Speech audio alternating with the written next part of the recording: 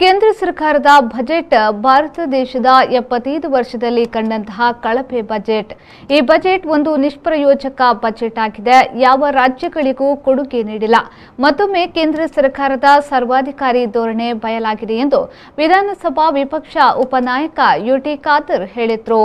ಅವರು ಮಂಗಳೂರಿನಲ್ಲಿ ಮಾಧ್ಯಮಗೋಷ್ಠಿ ನಡೆಸಿ ಮಾತನಾಡಿ, ಕರ್ನಾಟಕ ರಾಜ್ಯಕ್ಕೆ ಸಂಪೂರ್ಣ ಮೋಸ ಮಾಡಿದ್ದಾರೆ. ಮೇಕೆದಾಟು ಮತ್ತು ಕಳಸಾ ಬಂಡೂರಿ ಸಂಬಂಧಿಸಿ ಬಜೆಟ್ನಲ್ಲಿ ಯಾವ ಯೋಜನೆಯೂ ಇಲ್ಲ. ಜನಸಾಮಾನ್ಯರಿಗೆ ಒಂದು ಪ್ರಯೋಜನ ಇಲ್ಲದ ಬಜೆಟ್. ತೆರಿಗೆ ಪಾವತಿದಾರರ ಬಗ್ಗೆ ಯಾವುದೇ ಗಮನ ನೀಡಿಲ್ಲ. ಶಿಕ್ಷಣ ಮತ್ತು ಆರೋಗ್ಯ ಕ್ಷೇತ್ರಕ್ಕೆ ಏನೂ ನೀಡಿಲ್ಲ. ವರ್ಚುವಲ್ ಕರೆನ್ಸಿ ಲೀಗಲ್ ಮಾಡುವ ಮೂಲಕ ಇದು ಬ್ಲಾಕ್ ಅನ್ನ ವೈಟ್ ಮಾಡುವ ಬಜೆಟ್. ಇದು ಆತ್ಮನಿರ್ಭರ ಅಲ್ಲ, ಆತ್ಮ ಬರ್ಬಾರ್ ಬಜೆಟ್ ಎಂದು ಹೇಳಿದರು.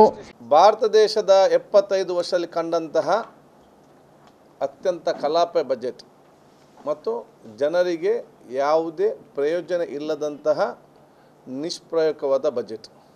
ಇದು ನಮ್ಮ ಡೆಮೋಕ್ರಸಿ ಸ್ಟ್ರಕ್ಚರ್ಗೆ ಇವರು ಏಟು ಕೊಟ್ಟಂಥ ಪರಿಸ್ಥಿತಿ.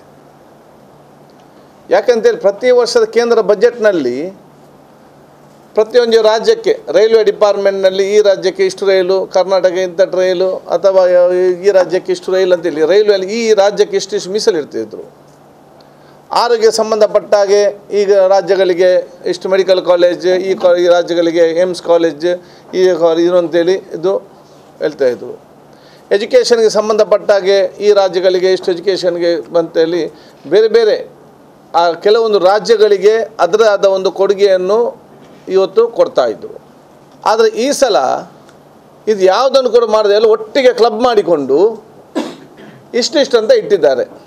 ಅದರ ಮತ್ತೆ ಡಿವೈಡ್ ಮಾಡದಂತೇಳಿ ಇದರ ವಿಚಾರ ಅಂತ ಹೇಳಿದರೆ, ರಾಜ್ಯಗಳು ಗುಲಾಮರಾಗಿ ಇವರ ಕೈಕಾಲು ಹಿಡಿಬೇಕು ಯೋಜನೆಗೆ ಅಂತ ಹೇಳಿಕೊಂಡು ಮಾಡುವಂಥ ತಂತ್ರ.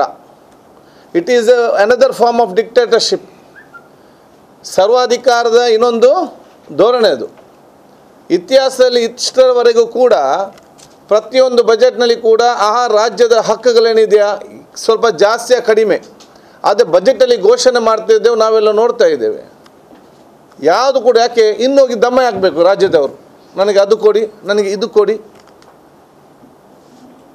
ಸೊ ರಾಜ್ಯವನ್ನು ಕೇಂದ್ರದ ಗುಲಾಮರನ್ನಾಗಿ ಮಾಡಿಸಿ ಸರ್ವಾಧಿಕಾರದ ಧೋರಣೆ, ನನಗೆ ಯಾರಿಗೆ ಮನಸ್ಸಿದೆ ಅವರಿಗೆ ಕೊಡ್ತೇನೆ ಅಂತ ಹೇಳುವಂಥ ಒಂದು ಹೊಸವಾದ ಒಂದು ಯೋಜನೆ ತಂದಿದ್ದಾರೆ.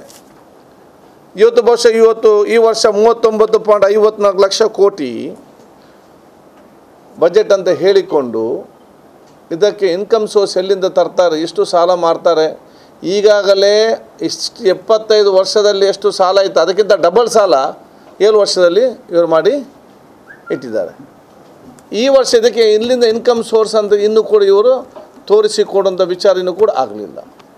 ಈ ಸಂದರ್ಭ ಕಾಂಗ್ರೆಸ್ ಮುಖಂಡರಾದ ಮಮತಾ ಗಟ್ಟಿ, ಯುಕೆ ಮೋನು, ಸಂತೋಷ್ ಕುಮಾರ್, ಪದ್ಮನಾಭ್ ನರಿಂಗಾನ, ಸುರೇಶ್ ಪಟ್ನಗರ್, ಟಿಕೆ ಸುಧೀರ್ ಸೇರಿದಂತೆ ಮತ್ತಿತರ ಕಾಂಗ್ರೆಸ್ ಮುಖಂಡರು ಸುದ್ದಿಗೋಷ್ಠಿಯಲ್ಲಿ ಹಾಜರಿದ್ದರು. ಹಳ್ಳಿ ಜನ ಪೇಟೆಗೆ ಹೋಗ್ತಾರೆ, ಪೇಟೆ ಜನ ಹಳ್ಳಿಗೆ ಬರ್ತಾರೆ. ಉಡುಪಿ ಜಿಲ್ಲೆಯ ಬ್ರಹ್ಮಾವರದಲ್ಲಿ ಸತ್ಯನಾಥ್ ಸ್ಟೋರ್ಸ್ ಬಟ್ಟೆ ಮಳಿಗೆ ಹೊಸ ರೂಪದಲ್ಲಿ ನವ ರಂಗಿನಲ್ಲಿ ನಿಮ್ಮನ್ನು ಸ್ವಾಗತಿಸಲಿದೆ. 20 ರಾಜ್ಯಗಳಿಂದ ಅಲ್ಲಿಯ ವೈವಿಧ್ಯಮಯ ಜವಳಿಯ ಸಂಗ್ರಹ. ಸತ್ಯನಾಥ್ ಸ್ಟೋರ್ಸ್ ಅಂದರೆ ಸಾಂಪ್ರದಾಯಿಕ ಮತ್ತು ಆಧುನಿಕ ಬಟ್ಟೆಗಳ ಮಹಾಸಂಗಮ. ಒಮ್ಮೆ ಭೇಟಿ ಕೊಡಿ, ನಮ್ಮ ಆತಿಥ್ಯ ನೋಡಿ.